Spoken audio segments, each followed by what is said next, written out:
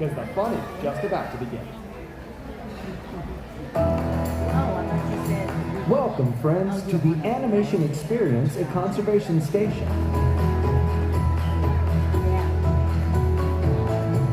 Since the 1930s, Disney animators have put their pencils to paper in service of the idea that the greatest inspiration often comes from the magic of nature.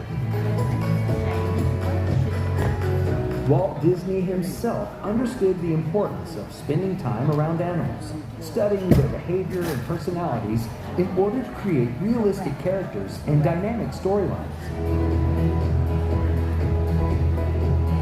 This meeting of the human and animal worlds sparked a legacy of storytelling that has shaped our relationship with animals and conservation forever. Today, we invite you to become a part of that legacy as our own Disney artists help you learn to sketch characters inspired by the very animals found here at Disney's Animal Kingdom. Get your pencils ready, because here comes our animation artist now. Good afternoon, everyone. Welcome to the animation experience. I hope you guys are all super excited to draw. Or you've had a really long day and we're just very excited to be sitting down for a bit. Yeah, got some nice cozy seats for us. Animal Kingdom's a lot of walking. Hope you guys see some animals around the park.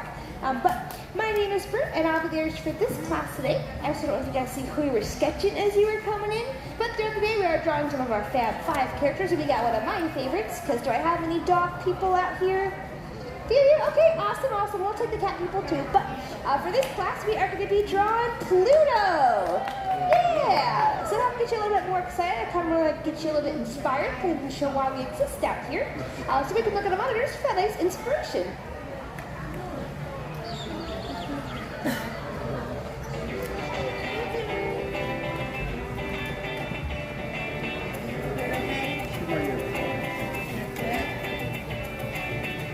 Animals have always been at the heart of the Walt Disney Company.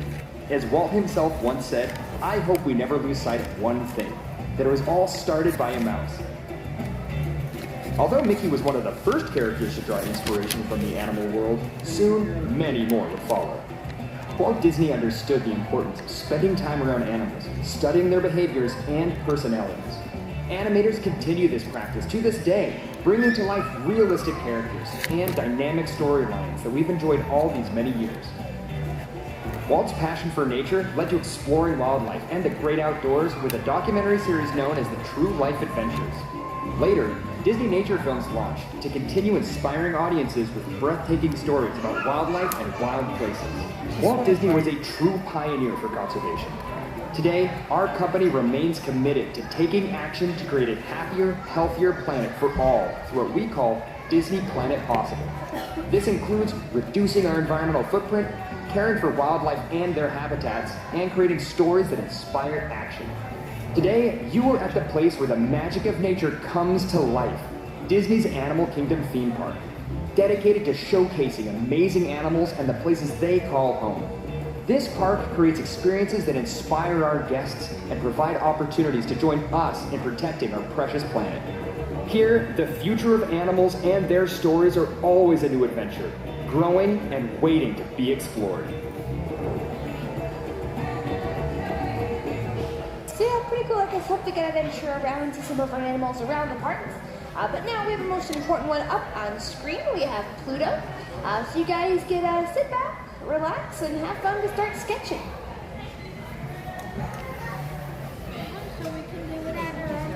I'm just kidding. It is a step-by-step drawing class, so do not worry. Plus, since most of you are sitting up front, whenever you start with the character, you just want to start with a few basic shapes, as you can see with our mural behind you, even like Simba and Nala. Just a few little circles and shapes get you started. That's really important because it does help give us our guidelines. That's going to make sure that Pluto kind of sees that same size and shape between all of our frames. Now with our guidelines, sometimes I will add a couple extra ones in here. But as you start to mark that paper, it's really important to do it nice and light at first, especially when we don't have any erasers. And that's okay. You get permission to kind of be messy as a sketch artist. You want to get that motion or personality down between all those frames, because after it gets sent to the cleanup department, and their main job is to make sure those lines are pretty for that film. So if we end up with a line that maybe isn't our favorite, Good news is it's someone else's problem. We can send to clean up and we're okay. But for Pluto, I'm going to start with his eyes. We're going to work a lot with this circle right here. Just want to say that before I go ahead and zoom in a little bit closer for us. There we go. Now Pluto, as we're building up his eyes do meet his snout. So it's going to be that nice kind of curvy line. It's going to live in this space right over here. And what we're going to do, almost like a little rainbow, we're just going to go and kind of stretch this across and pull this back down. Feel free to kind of go back and forth as many times as you like. Just kind of getting that motion down. But once we do get that line, what I'm going to do is I'm going to go back and darken this in. And you will actually notice that a lot of those light and sketchy lines, they kind of just disappear into the background. Yeah, it's going to be the top part of his snout. A little bit later, don't worry, we're going to toss in those wrinkles for him. The other thing that we want to do as we're building up his eyes, something to think about, is Pluto, he's a pretty friendly dog. We actually want him to be smiling. And whenever you smile, you tend to push those cheeks up into your eyes. So what I'm going to do, right at the ends, is going to add in a little bit of that cheek being pushed up. And the same thing over here. So I'm kind of pull this up. Yours is a little bit higher or lower. Maybe just a slightly different smile, slightly different frame of animation, and that's okay. But once we have that, we can start building up most of his eyes. They are going to go all the way to the top of the circle. And I will say this, as starting to sketch Pluto and Goofy, we're going to start to notice a few differences for them. And I probably want to answer everyone's main question they're thinking about. What's the difference between Pluto and Goofy? So for Goofy and Mickey and Minnie and Donald, they are very anthropomorphic. It's a big word. It just means they have a lot of those human characteristics. For Pluto, he's more of a dog. That is a dog. But both Pluto and Goofy are inspired by bloodhounds. We're going to see a lot of those traits in him. As we build up these eyes, they're almost like two big ovals. So as you're building these up, ovals and circles, it can be pretty helpful to use your shoulder to ball and socket, kind of to naturally push your hand that way. But just very light, very sketchy. We're going to go and bring this up. Start to reach towards the top of that circle. Now I'm going to start to pull this down. Now as I'm pulling this down, this is one of those kind of subtle differences that we see between Pluto and Goofy. Goofy, typically both of his eyes are kind of one big shape. For Pluto, they typically will kind of add a little line going right down the center, kind of separating those two eyes. And then once we have this nice kind of ovalish shape on the same kind of thing, I'm going to go back, pull this up, and bring this back down. Just going to be nice and messy at first. Then we'll go back and we'll start to kind of darken this in. Yeah, give him his eyes so he can see.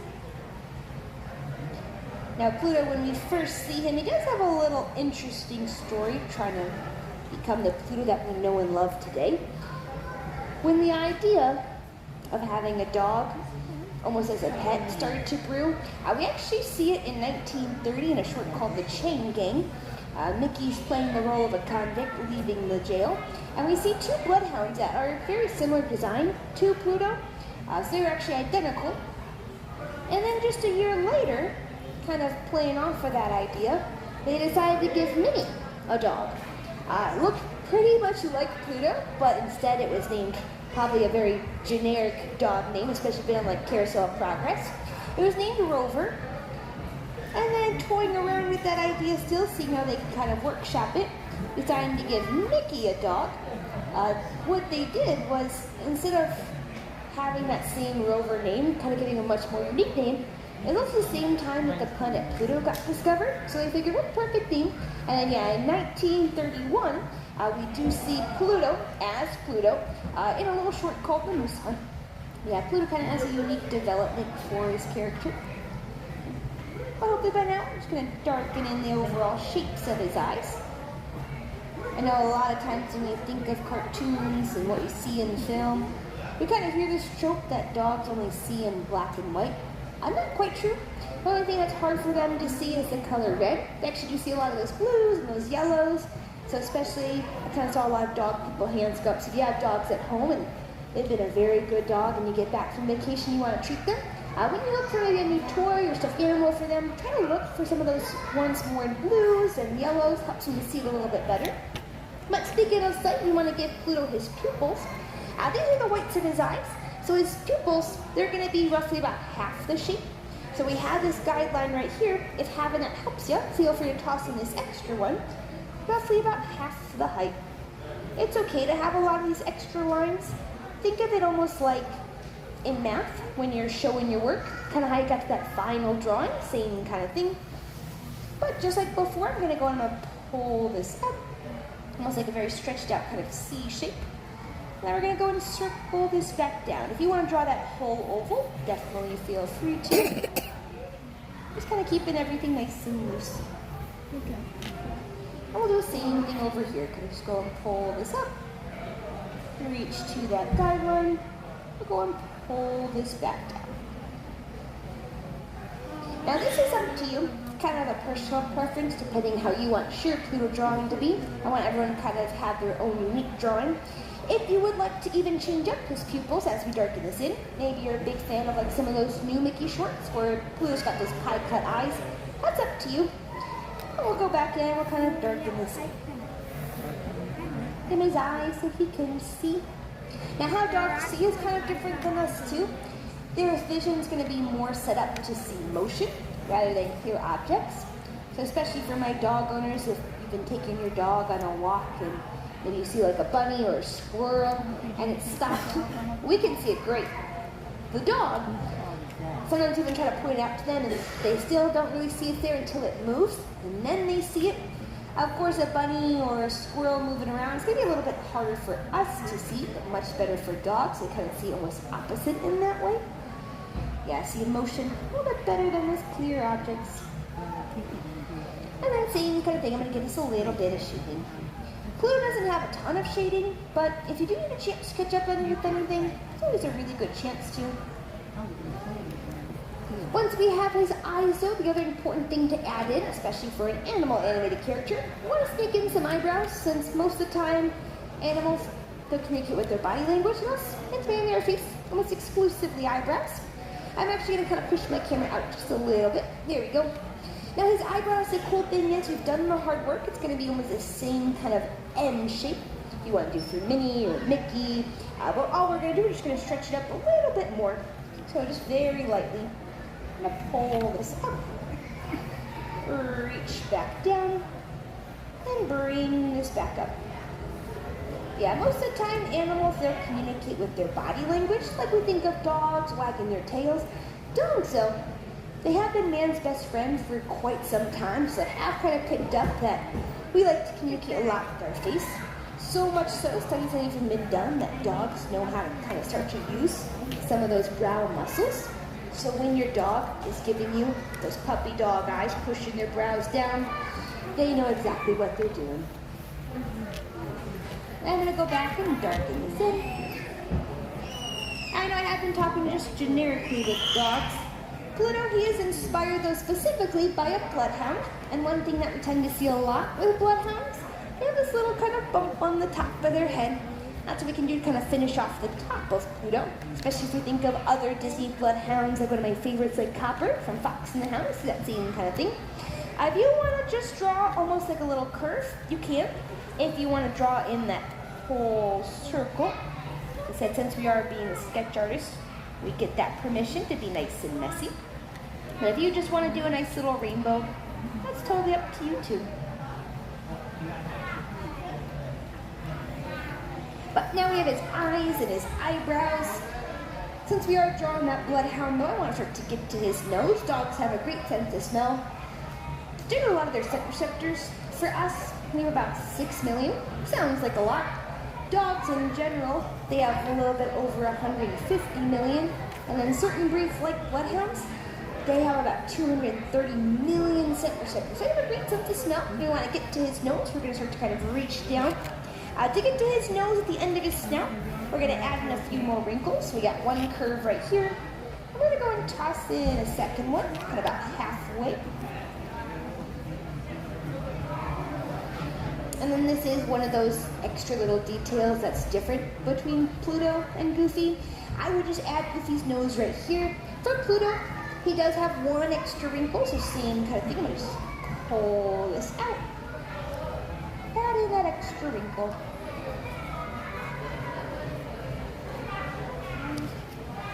Once we have that, then we are going to be ready to start to add in his nose. Now since Pluto's kind of looking at us, his nose is more that oval, a little cherry tomato kind of shape. We're going to go just a little bit below so we have a pretty good starting point. Where do we end though? When we have this guideline, I'm going to go just a little bit above that. Kind of add in this little dot. And then once we have that, we can start to build up that oval. If you don't want to do all of it at once, even like when you're writing, you can kind of think of starting off with a nice little C shape.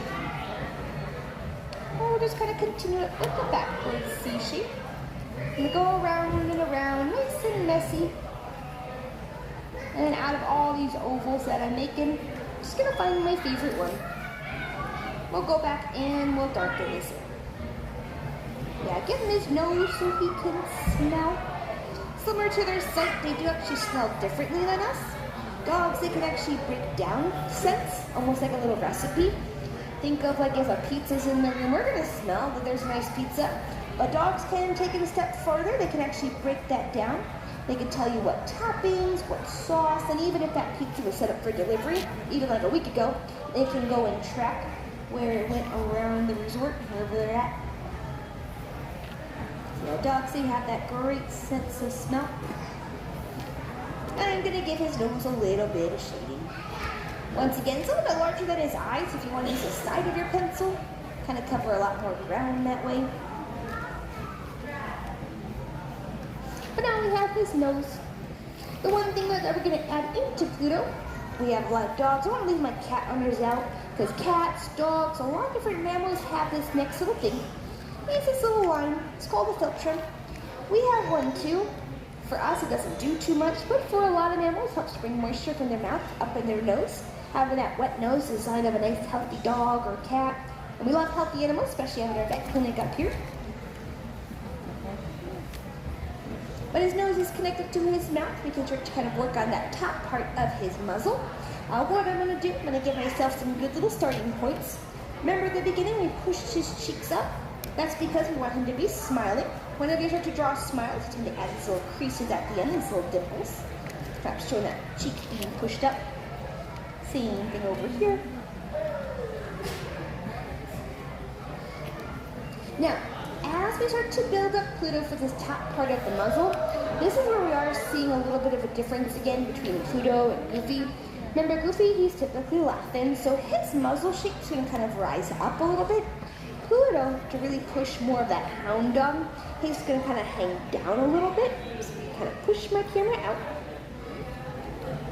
There we go. I like to think of it kind of like almost like a little hammock, like a little hanging C shape. What I'm going to do is start back at my dimple. I'll start to kind of pull this out. Have it hang just past that guideline. I'll bring this up. Once again, kind of feel free to go back and forth as many times as you like. And I'll kind of add in my other side. I like to start back up at the top, but you could start from the bottom. There's always a few different ways to draw. Kind of end up with that same idea. And if yours is hanging a little bit higher or lower, like I said, you might just be drawing a slightly different frame of animation. That's okay. But just like before, we are going to go back and start to darken this in.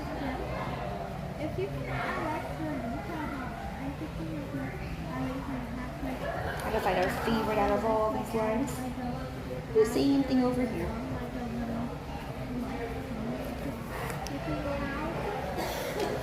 Once you have that, the next few things on the top of his muzzle is optional. Remember, Pluto's been in many shorts, so we see a few different versions throughout the years. Sometimes we see Pluto drawn with these little dots. This is optional if you want to add in. A lot of times for canine characters, that kind of helps give those appearance of whiskers. Sometimes though, they do draw Pluto with his whiskers, so if you want to add in a couple of short little whiskers, that's totally up to you.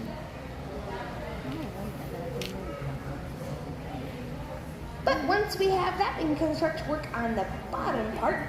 Now, I'm going to kind of close off his cheek. I'm going to pull this down.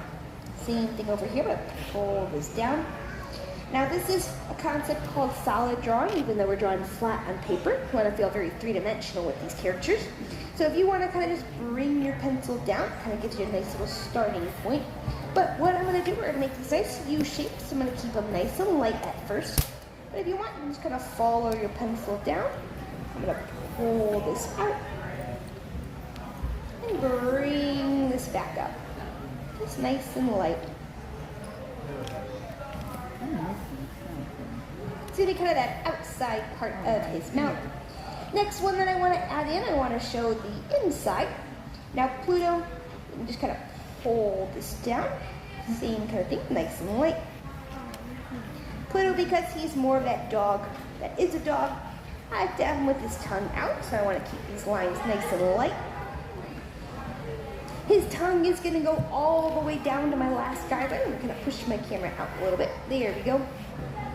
If you want Pluto to maybe have like his head hanging out the window and you want to draw his tongue to the side, that's up to you. But I do like to give him that classic almost two bump little tongue. So what I'm going to do is I'm going to pull this up, start to kind of cross that guideline. We're going to give him that second bump. I'm going to go pull this all the way down and bring this back up. We'll go back in, we'll darken this in. Yeah, give him his tongue. Dogs, though, even though they have a great sense of smell, unfortunately, their taste buds, not as great as us. They have a lot less taste receptors than us. But now combine that with the really good sense that a dog has, kind of how they can break that down to a recipe. That kind of gives you a little bit of a reason when you find your dog eating something you would never put in your mouth. It's going to smell a lot differently to them. So they're going to smell that it's really, really tasty. They're just not going to taste how gross it would be if we actually tasted it.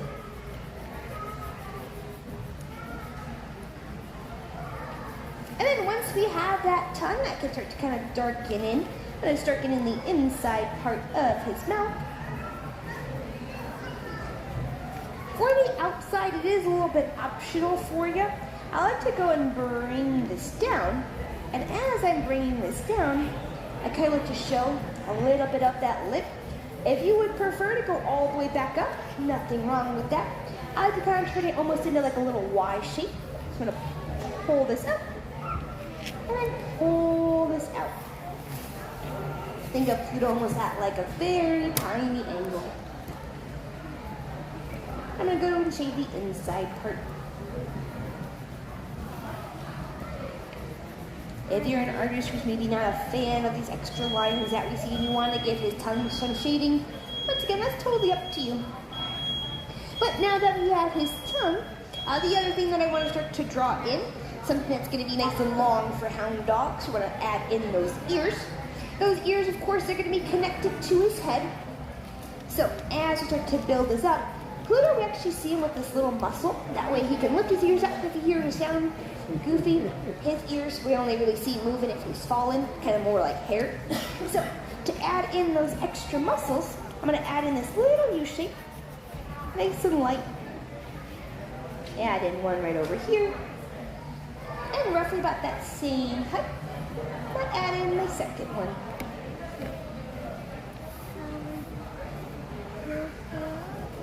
Now we do kind of get a nice little break because I'm going to go and darken in my circle. But then once I go and show that my ear's attached, I'm going to show almost like this little hook shape. I'm going to add in this little hook. And then darken in everything underneath. And then on this side, maybe I'll show, since I kind of made him a little bit at that angle, maybe I won't show this ear actually connected. I'll show you kind of the back side of it. Remember, being the artist, you kind of get to be that storyteller, so it's totally up to you. But what I do want to do is I'm going to start to kind of pull this ear down. Same thing over here with my little hook shape. And go and pull this out. Now, if you did draw him with his tongue off to the side, it makes sense for his ears kind of go in that same direction. But typically, they are going to go down this guideline, almost like a little teardrop. So what I'm going to do, I'm going to go pull this down. Start to curve as I get to the bottom. I'm going to go and bring this back up. I am happy. It's important for hound dogs to have those long ears. Helps them when they smell, especially hound dogs usually being associated with tracking dogs. Almost like if I have any chefs out here, when you like to cook and maybe you want to smell your dish a little bit better, they almost kind of waft that air to you. That's what those ears do for the dogs. Kind of helps to waft any scents that are hanging out on the ground. But of course, different breeds of dogs all have different unique little features. So if you're thinking about getting a dog, it's really important to kind of learn maybe which breed's right for you, especially if you live in like a smaller area. Maybe end up getting a little bit of a smaller dog, or you can even get Pluto's owner, maybe interested in like a mouse or a rodent, something a little bit smaller. Yeah, just definitely do your research when you're looking up some of those dog breeds. Try to find that perfect match for you. That also helps with a lot of dogs not ending up in those shelters.